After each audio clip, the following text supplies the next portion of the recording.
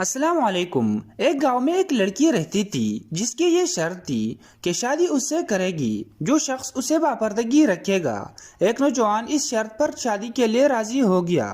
دونوں کی شادی کر دی گئی۔ وقت گزرتا گیا یہاں تک کہ ایک بیٹا پیدا ہوا۔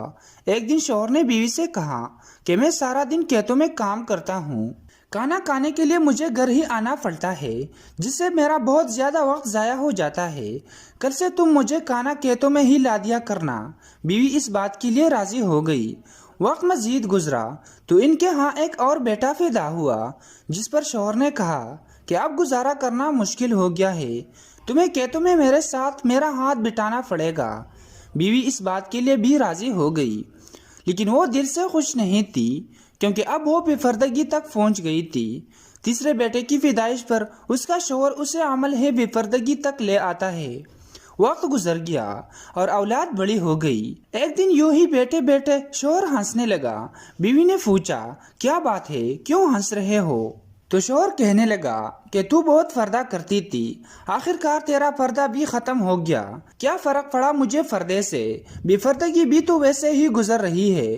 بیوی نے کہا کہ تم کے ساتھ والے کمرے میں چھپ کر بیٹھ جاؤ، میں تمہیں پردے اور بے پردگی کا فرق سمجھاتی ہوں۔ شوہر نے کہا ٹھیک ہے، اور وہ کمرے میں چھپ کر بیٹھ گیا۔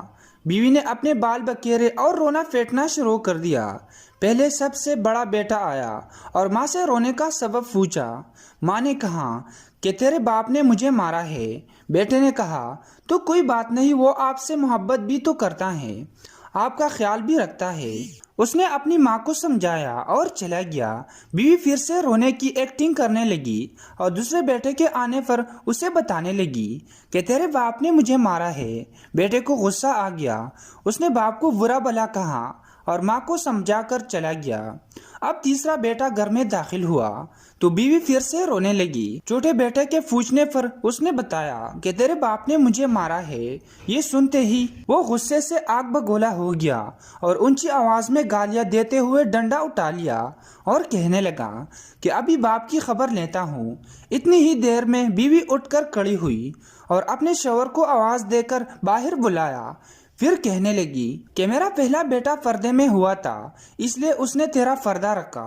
دوسرا نیم پردے کے زمانے میں پیدا ہوا، اس لیے اس نے تیری آدھی لاج رکھی، جبکہ تیسرا بیٹا جو مکمل بے پردگی میں پیدا ہوا تھا وہ مکمل طور پر تیری عزت کا پردہ اتارنے لگا۔ سبق یہ ہے کہ پردہ عورت کا فطری تقاضا ہے اور جو اللہ تعالیٰ کی ہے، جس کی بے شمار حکمت طرف سے حکم بھی خالق ہی جانتا ہے۔ اور یہ دنیاوی قاعدہ بھی ہے کہ اگر آپ کسی گاڑی کو چلانے کے لیے اس کی ہدایات کے بغیر چلانا شروع کر دے تو وہ یقیناً برباد ہو جائے گی۔ دوستو، اگر ویڈیو اچھی لگی تو ہماری چینل کو سبسکرائب کرے اور ساتھ موجود گھنٹی کی علامت بھی دبا دے تاکہ اس طرح سبق آموز کہانیاں آپ کو ہمیشہ ملتی رہے۔